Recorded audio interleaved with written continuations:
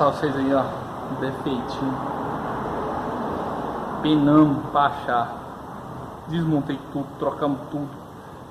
E, claro, peças ruins.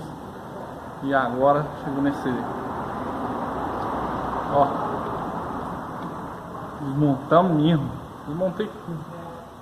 Não achava o problema. O carro barulhando, trocamos coxinha.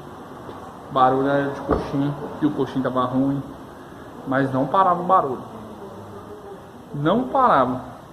Aí foi mexendo.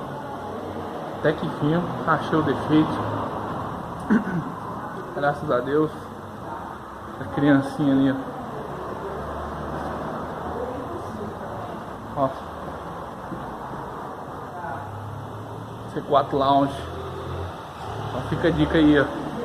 Alguém pegar um rabo de foguete desse, depois de tempo, onde é que tá a foco da criança?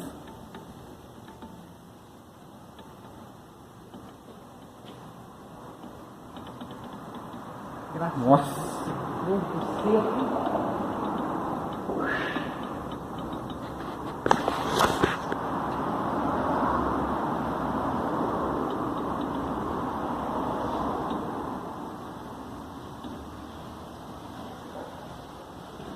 Sofrendo.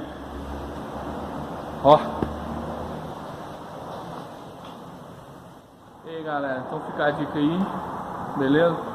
Precisar, qualquer coisa, já procura nos vídeos aí. Tô postando vídeo, tentando postar todo dia, beleza? Se inscreva no canal, deixa um comentário, dá um like aí pra nós, compartilha aí com seus amigos. Falou? Tamo junto sempre. Falou, fui!